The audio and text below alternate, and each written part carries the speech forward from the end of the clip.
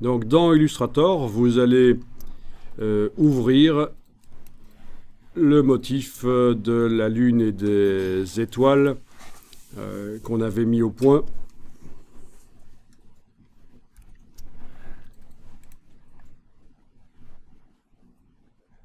Le voilà. Donc c'est dans ce document que j'avais été créé le motif, la lune et les étoiles.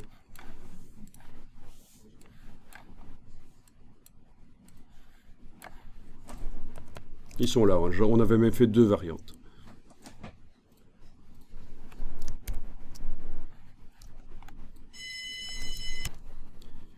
Ok, je vais supprimer les 2 formes ici qui sont là, j'en ai pas besoin. Je travaille sur une page blanche je vais double-cliquer, pardon. Je vais double-cliquer sur un des motifs de la palette nuancier, celui que je veux modifier. Et dans ce motif, nous allons pouvoir amener une image Photoshop. Ce motif contient déjà une image au fait. Parce que j'avais mis un effet spécial d'éponge là, dessus, pendant que j'étais en train de modifier le motif. Et en quittant le motif, il m'avait dit qu'il devait transformer en image, parce que voilà, l'effet spécial dans le motif ne pouvait pas rester tel quel. Il a dû transformer en image l'effet spécial. Mais bon, voilà. Alors allons-y. Fichier importer. Je vais chercher le teddy bear, bien sûr la version PSD. Une image qui est dans un motif ne peut pas être liée. Donc, si je laisse l'option liée cochée, de toute façon, ça ne servira à rien. Illustrator me mettra certainement un message me disant, quand je vais sortir de la modification du motif, là, il va certainement me dire tiens, l'image liée, ça ne va pas marcher. Donc je vous le dis tout de suite, le système du lien dans les motifs, ça ne marchera pas, comme on avait vu l'autre jour, quand on vectorisait notamment une image et qu'on pouvait la modifier aussi dans Photoshop en même temps. Alors là, vous pouvez faire un clic et glisser, déterminer la dimension, voilà, à l'importation. Vous pouvez bien sûr redimensionner avec l'outil de redimensionnement, de transformation manuelle qui se cache derrière la punaise dans votre version 2018 avec la touche majuscule. Vous voyez que c'est génial de pouvoir faire des images dans un motif Illustrator. Et un motif Illustrator pourrait même être constitué uniquement d'images. On pourrait utiliser Illustrator pour faire un motif qu'on utilise finalement dans Photoshop. Parce que Photoshop n'a pas ce générateur de motifs particulier. Vous voyez, on peut très bien, de temps en temps, pendant qu'on travaille dans un logiciel, aller migrer, faire un petit tour dans un autre logiciel pour utiliser une fonction qui existe.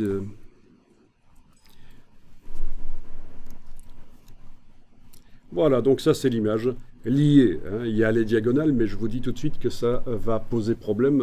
Dans un motif, on ne peut pas avoir d'image liée. Peut-être que actuellement, si je modifiais, sans sortir de l'édition de motif, si je modifiais l'image dans Photoshop, peut-être que Illustrator le verrait. Je fais le test, vous n'êtes pas obligé de le faire, je fais juste le test ici, je vais aller ajouter dans la palette des calques un calque de type teinte saturation, aller modifier la couleur de l'ours, non uniquement son rouge, je vais viser les rouges. Donc ça vous faites pas, hein, je modifie juste ici, voilà, je vais le faire passer en rose, enregistrer, attendre un peu. Je suis donc revenu dans Illustrator, j'attends un peu et je vais voir ce qui arrive à cet ours. Voilà, ça a fonctionné. Donc tant que je suis dans l'édition de motifs, le lien vers l'image Photoshop, ça fonctionne. D'accord? Voilà, donc l'image dans le motif, bien entendu dans la palette des calques. Je suis en mode isolation sur le motif, on est d'accord, là vous voyez la petite ligne là au-dessus. Hein. Quand on double-clique sur un motif dans la palette nuancier, on passe en mode isolation sur le motif. Le reste de l'illustration, s'il y a des formes sur le plan de travail, on ne les voit plus. Et vous avez accès à l'empilement des objets dans la palette des calques. Des objets de ce motif. C'est pour ça que je peux par exemple prendre mon teddy bear ici et le faire passer sous la lune, là. Voilà. Ah tiens, il est tombé dans le groupe. Pas bon ça, j'annule. Je vais fermer le groupe. Voilà, sous la lune comme ça, voilà. Donc le teddy bear passe derrière la lune.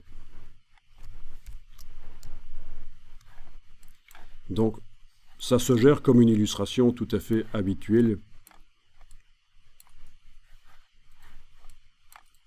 Bien.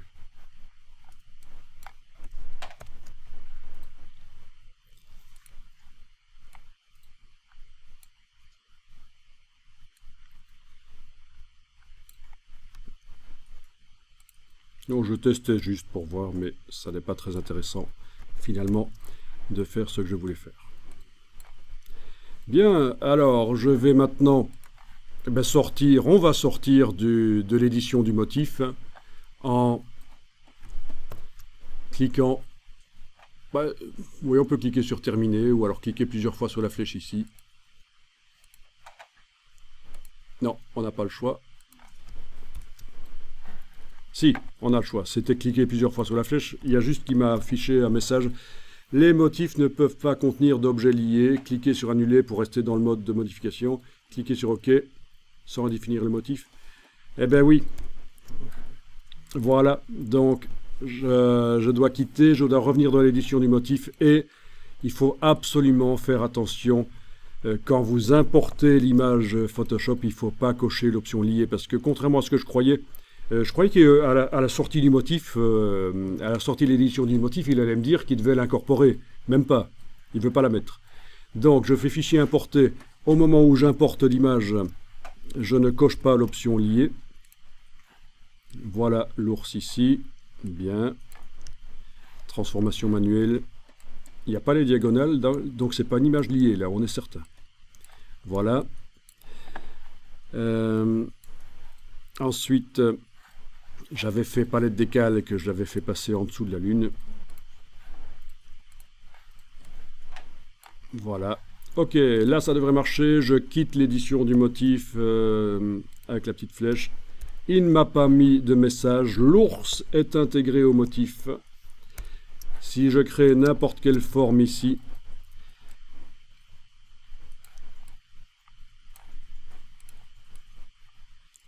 et que je lui applique le motif, ça fonctionne.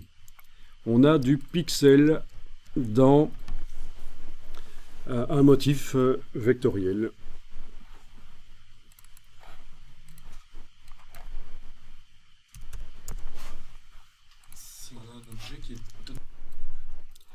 Voilà, donc très intéressant. Vous voyez tout ce que ça permet comme possibilité. Vous enregistrez votre document sous un nouveau nom.